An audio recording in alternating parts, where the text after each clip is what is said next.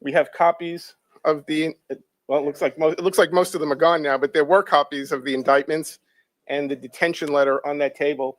And I'm going to email them out to everyone on our media list as well. You will see that in the detention letter, which is the organized crime case, the rigged poker game case, there are pictures in that filing. You're free to use the pictures that are in the filing, or if you want JPEG copies of the pictures, we've put them in a Dropbox.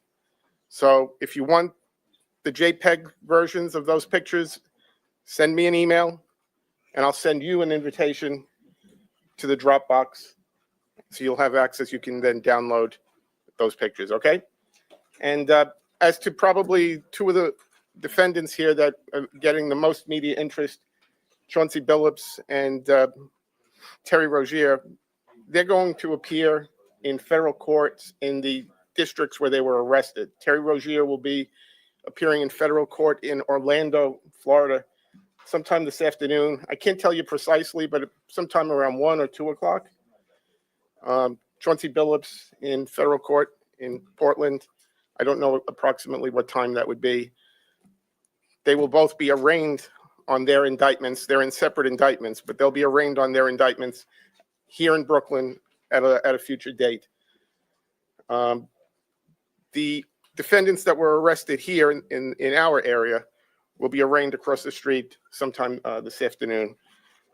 I believe there's about 31 people in custody, and there will be some who will self-surrender. So that's where things stand right now. Okay, so I'm going to go get the speakers, and we'll start in a couple of minutes, okay?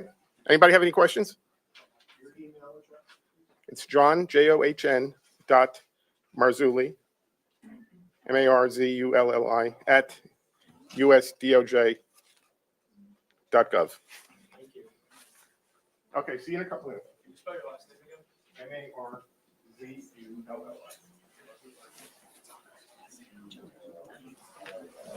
Marzulli.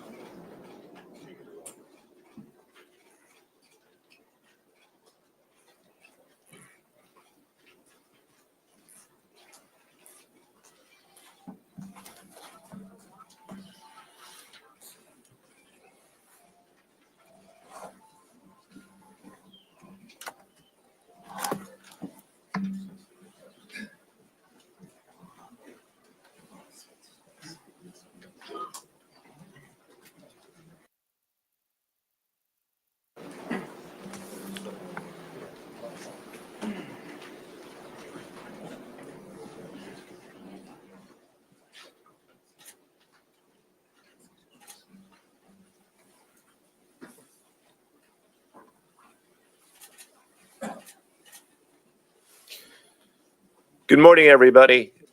My name is Joseph Nocella. I am the United States Attorney for the Eastern District of New York. I'd like to welcome you here today.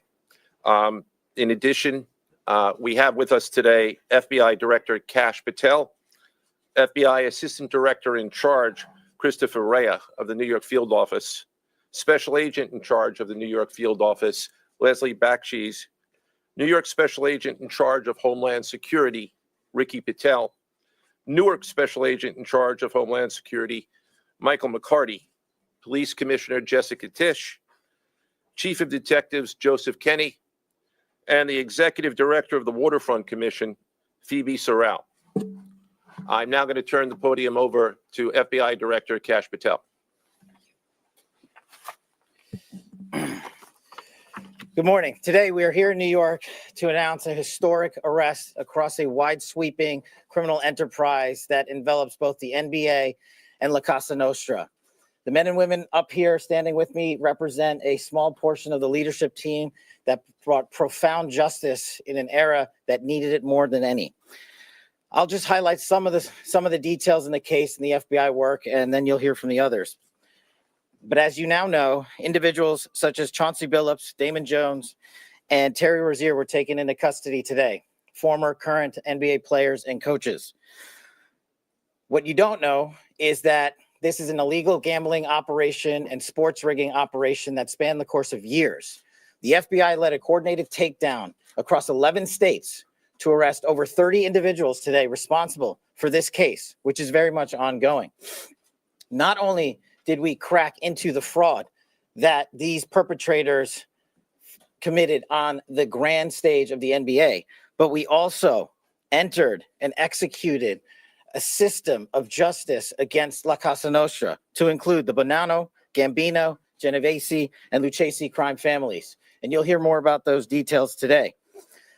The charges and the arrests that were taken down across this country range from wire fraud, money laundering, extortion, robbery, illegal gambling. This FBI will leave no room for any perpetrator of crime across this country. You hear a lot about our work of defending the homeland and crushing violent crime. Well, this work is also representative of a colossal portion of the FBI's mandate to keep America safe and to keep our entertainment industry fair and secure. The men and women that are standing up here today worked tireless hours, days, months, and years. And the fraud is mind-boggling. It's not hundreds of dollars. It's not thousands of dollars. It's not tens of thousands of dollars. It's not even millions of dollars. We're talking about tens of millions of dollars in fraud and theft and robbery across a multi-year investigation. And we could not have done it without our interagency partners that are before us today. The NYPD, HSI, and teams of law enforcement officials from around the country made this day possible. It takes a team to bring this kind of justice, sweeping justice, into the halls of the United States courtrooms, where our brave United States attorney has led this prosecution. It takes courageous prosecutors to stand before you and say, we will not allow this kind of illicit activity to happen, not only at the national sporting level, but also where it hides in La Cosa Nostra. And when these two collided together, they perpetrated a fraud that is historic in terms of not just money, but the scheme and the deceit that they utilize to steal and swindle people from money, to include crypto fraud. This is an operation that showcases to you that under President Trump's administration, there is no room for any type of criminal behavior, be it on the world's largest stage or in the back rooms of tiny parlors where card games are being played. We are proud to stand here today with the men and women of the FBI and this legal team. And to the United States Attorney, I just want to thank you personally for taking the time to display the work that the media is about to hear about today in detail. As I said, it does take courageous prosecutors, but it takes a courageous United States Attorney to bring this case, because we are going to take heat for it. But we don't shy away in this administration. We don't say no. What we do is we bring the results across the finish line. We bring them to the public. We bring you accountability. And yes, they will have their day in court, and you will hear the evidence through the court system exclusively. We will not deny anyone of due process. And that's the brilliance of this system. That's the brilliance of this administration. Everyone will be held to account. So with that, I turn it over to United States Attorney Nocella. Thank you. Thank you, Director Patel. To be clear, we're announcing today indictments in two major cases, both involving fraud. One involves sports betting, and the other involves illegal gambling, very specifically rigged poker games. The first indictment involves 6 defendants who are alleged to have participated in one of the most brazen sports corruption schemes since online sports betting became widely legalized in the United States. This scheme is an insider sports betting conspiracy that exploited confidential information about National Basketball Association athletes and teams. The second indictment involves 31 defendants alleged to have participated in a nationwide scheme to rig illegal poker games. These defendants, which include former professional athletes, used high-tech cheating technology to steal millions of dollars from victims in underground poker games that were secretly fixed. The games in the New York area were backed by the Bonanno, Gambino, and Genovese crime families of La Cosa Nostra. While the cases are separate, there are 3 overlapping defendants charged in both cases: Damon Jones, Eric Ernest, and Shane Hennon. The indictments in these cases contain only allegations, and the defendants are presumed innocent until they are proven guilty in a court of law. But my message to the defendants who've been rounded up today is this: your winning streak has ended. Your luck has run out. Violating the law is a losing proposition, and you can bet on that. First, I would like to talk about United States versus Ernest, the NBA basketball gambling case. The defendants in this case are Eric Ernest, Marvez Farley, Shane Hennon, De Niro Laster, Damon Jones, a former NBA player and coach, and Terry Rozier, a current NBA player. Other co-conspirators were previously charged for their roles in the scheme, including former NBA player Jonte Porter. Between December 2022 and March 2024, these defendants perpetrated a scheme to defraud by betting on inside, non-public information about NBA athletes and teams. The non-public information included when specific players would be sitting out future games, or when they would pull themselves out early for purported injuries or illnesses. They relied on corrupt individuals, including Jones and Rozier. They also misused information obtained through long-standing friendships that they had with NBA players and coaches. And in at least one instance, they got their information by threatening a current player, Porter, because of his pre-existing gambling debts. Defendants used this non-public information to place hundreds of thousands of dollars in fraudulent bets, mostly in the form of prop bets on individual player performance. The bets were placed through online sports books and also in person at casinos. The defendants relied on a network of straw bettors to place the maximum amount of bets to increase their potential profits. Most of these bets succeeded, and the intended losses were in the millions of dollars. The defendants then laundered their illegal winnings in various ways: peer-to-peer platforms, bank wires, and simple cash exchanges. The indictment details specific examples where the defendants profited from illegal gambling and illegal betting on various NBA games about the performance of players on, among other things, the Charlotte Hornets, the Portland Trail Blazers, the Los Angeles Lakers, and the Toronto Rangers. Each defendant in the NBA basketball gambling case has been charged with conspiracy to commit wire fraud and conspiracy to commit money laundering. Now, I would like to turn to the other case, United States versus Aiello, the rigged poker game case. Beginning as early as 2019, the defendants in this case orchestrated a scheme to use wireless cheating technology to run rigged poker games across the United States, including in the Hamptons, Las Vegas, Miami, and Manhattan. The scheme targeted victims known as, quote, fish, who were often lured to participate in these rigged games by the chance to play alongside former professional athletes who were known as, quote, face cards.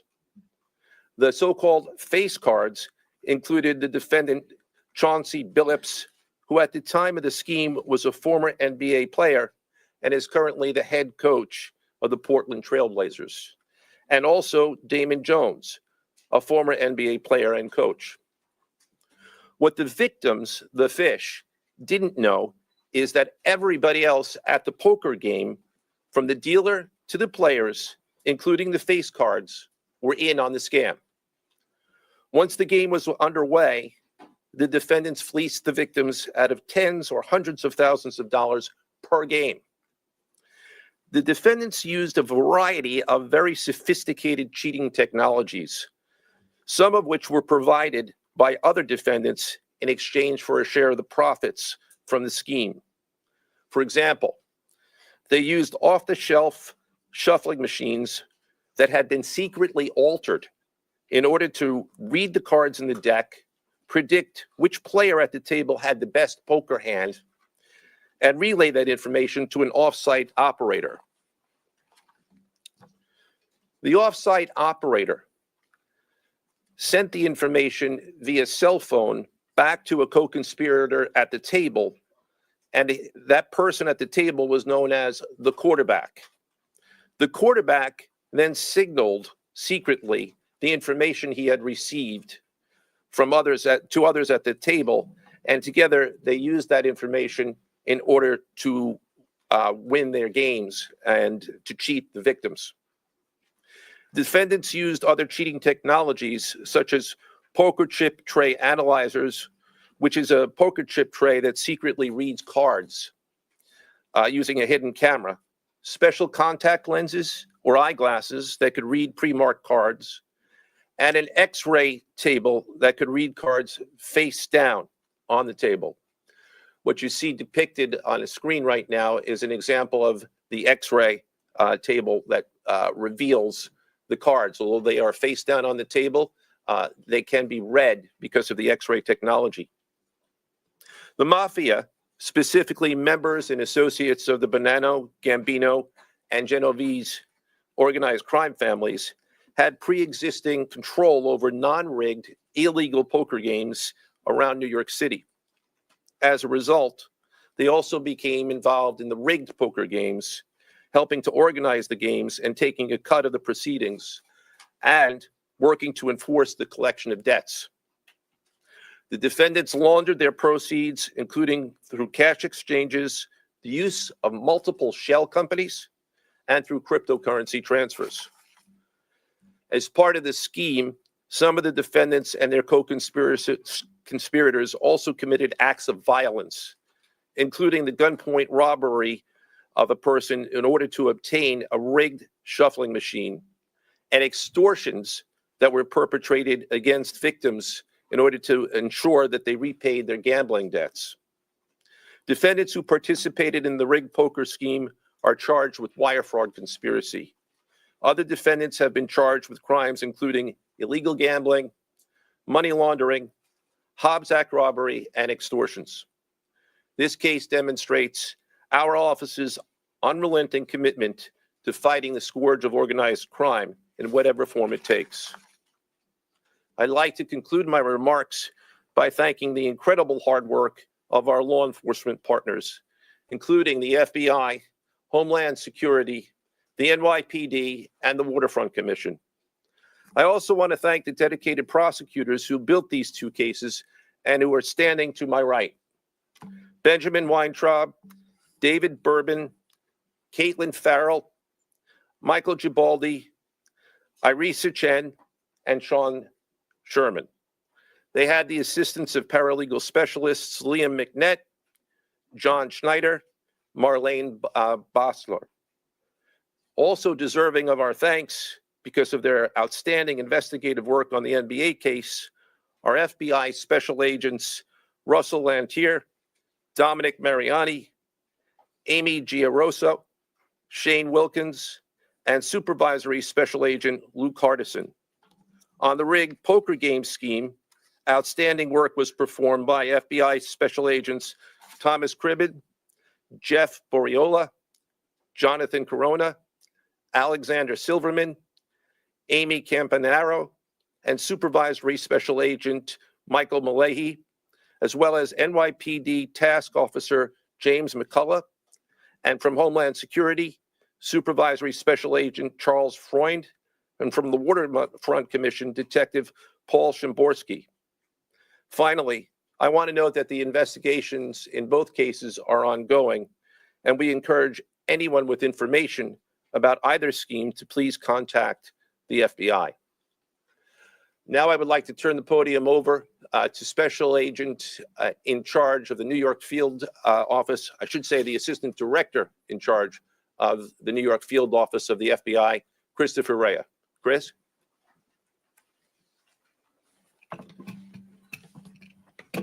All right, thank you, Joe. As always, we appreciate the partnership here. Can't do any of this without you and your team, so thank you. Also want to publicly thank the director for coming down from DC. The director's a very busy person, and for him to come down should tell you the importance of this historic case.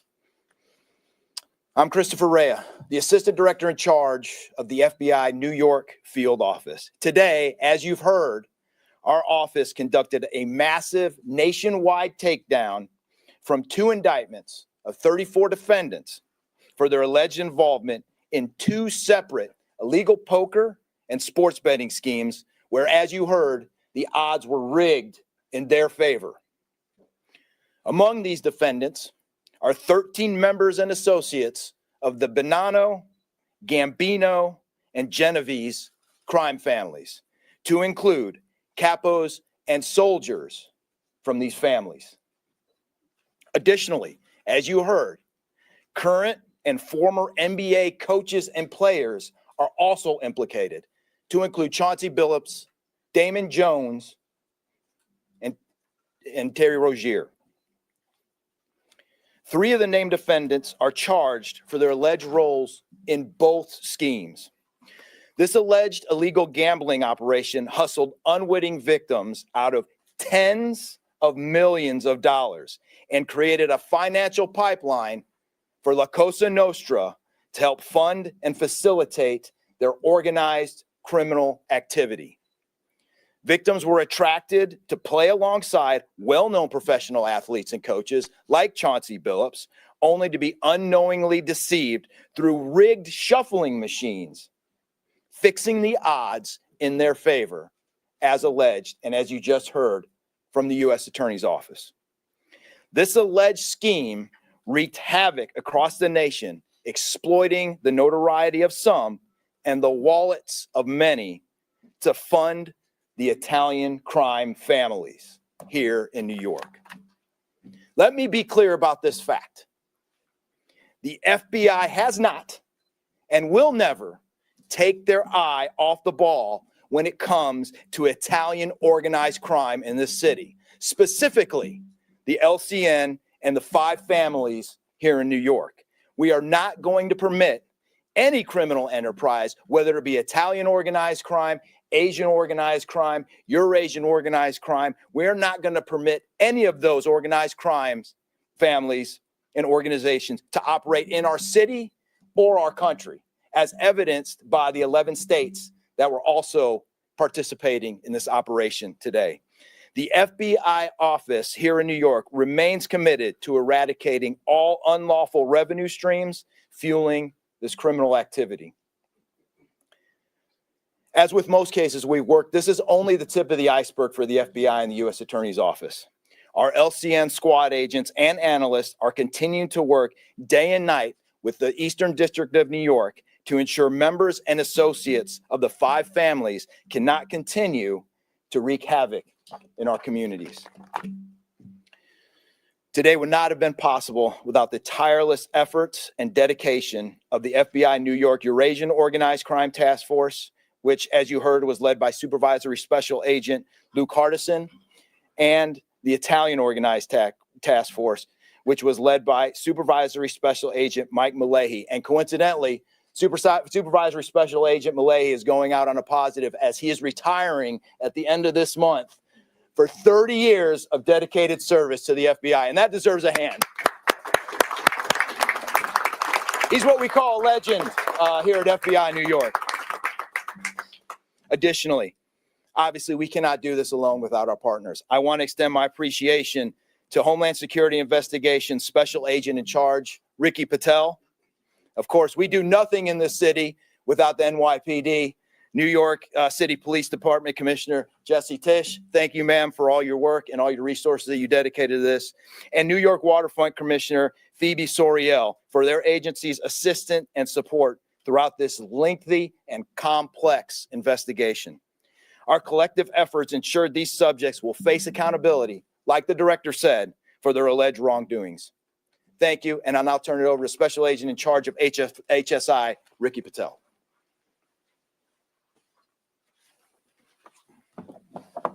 Thanks, Chris. Good afternoon, everyone. My name is Ricky Patel. I'm the Special Agent in Charge for Homeland Security Investigations here in New York.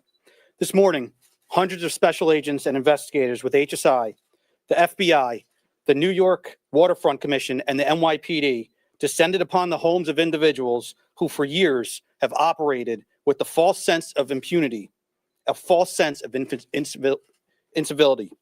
In the early hours of today, across 9 states, coast to coast, dozens of defendants were arrested and will face the consequences of their alleged crimes. This was their wake-up call. With the alleged involvement of 3 La Cosa Nostra crime families, 1 NBA head coach, a Hall of Famer, no less, and former NBA players, the years of investigative work that culminated with this morning's operation seem reminiscent of a Hollywood movie. But this wasn't luck, and this wasn't theatrics. This was an evidence-driven, relentless, and unified effort among law enforcement. Through what we have dubbed Operation Royal Flush, HSI New York, along with our task force personnel from the Waterfront Commission, first uncovered this scheme more than 4 years ago. Agents and investigators dedicated countless hours and sleepless nights in identifying the criminal network, dissecting communications and patterns, and following the money with precision. We built a case, piece by piece, and what we discovered was a sprawling criminal enterprise that utilized cutting-edge technology and various methods of deception to dupe unsuspecting gamblers into paying up so that these defendants could cash out.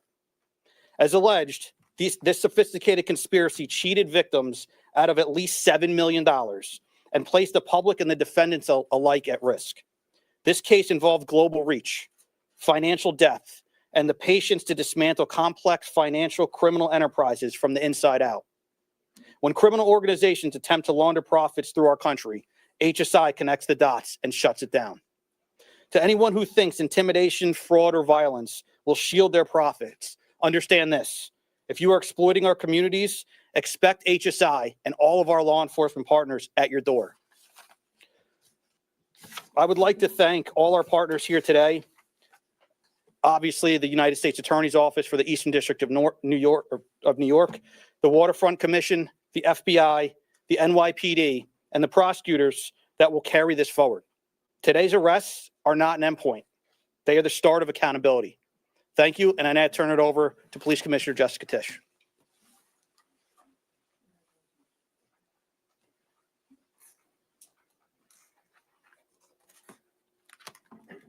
Good morning.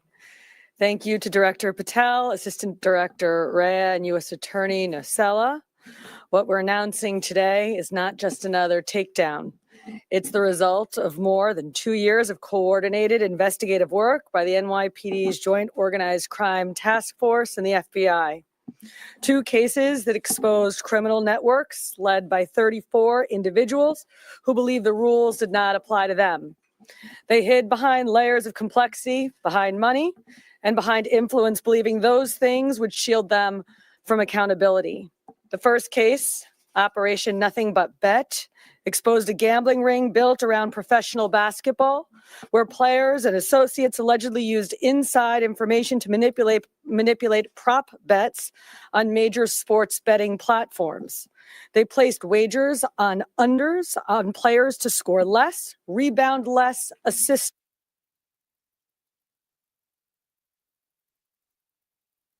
less, using information that was not yet public. In some instances, players altered their performance or took themselves out of games to make sure that those bets paid out. One example occurred on March 23rd, 2023 in Charlotte. Terry Rozier, an NBA player now with the Miami Heat, but at the time playing for the Hornets, allegedly let others close to him know that he planned to leave the game early with a supposed injury. Using that information, members of the group placed more than $200,000 in wagers on his under statistics. Rozier exited the game after just 9 minutes, and those bets paid out, generating tens of thousands of dollars in profit. The proceeds were later delivered to his home, where the group counted their cash. As the NBA season tips off, his career is already benched, not for injury, but for integrity. As a result of this investigation, 6 defendants, including Rozier, are now facing conspiracy to commit bank and wire fraud. In a second case, Operation Zen Diagram, investigators uncovered a long-running scheme in which members and associates of several well-known organized crime families rigged high-stakes poker games across the country. These operatives included capos and multiple soldiers from the Bonanno, Gambino, Lucchese, and Genovese crime families, bringing 4 of the 5 families together in a single indictment is extraordinarily rare. It reflects how deep and how far this investigation reached and the skill and the persistence it took to get here. That work uncovered a deliberate, technologically sophisticated operation designed to carry out their crimes. They used custom shuffling machines that could read the order of cards, barcoded decks, and hidden cameras built into tables and light fixtures. The organizers also enlisted well-known public figures, former and current NBA players and coaches, including Chauncey Billups, the head coach of the Portland Trailblazers, an NBA champion, and a Hall of Famer, to make the games appear legitimate. Victims believed that they were sitting at a fair table. Instead, they were cheated out of millions. One victim in particular lost $1.8 million. In total, losses exceeded $7 million and continue to climb. And when people refused to pay, these defendants did what organized crime has always done. They used threats, they used intimidation, and they used violence. It's the same pattern that we have seen for decades: traditional mob enforcement methods combined with new technology to expand the reach of their operations. Now, with the unsealing of today's indictment, 34 individuals are facing charges, including robbery, extortion, money laundering, wire fraud, bank fraud, and illegal gambling. I want to commend the outstanding work of our detectives from the Joint Organized Crime Task Force and their dedication to these cases, especially Captain Ruben Pagan, Sergeant Chris McGuire, Detective Alexander Creamer, Detective James McCullough, and of course, our Chief of Detectives, Chief Kenny. As part of these investigations, our members recovered and reviewed thousands of hours of video, conducted extensive surveillance on illegal gambling locations across the city, and executed more than 24 search warrants on electronic records that revealed the true extent of this conspiracy. Once again, the work of our detectives, together with the FBI and the U.S. Attorney's Office, closed those gaps before they could widen further. The NYPD is proud to stand with each of you today, as these cases represent the kind of partnership that defines modern law enforcement agencies, sharing intelligence, coordinating resources, and moving as one team. Thank you.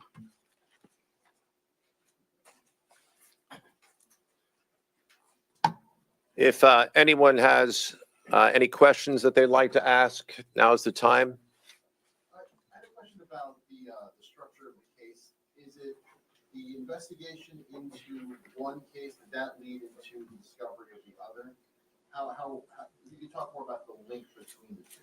I'm not at liberty to discuss either the background of the investigation itself or the investigation as it continues. So I'm afraid I can't really explain to you other than the fact that both cases have been unsealed today, and there was an overlap that has been discussed already with respect to certain of the defendants. Yes.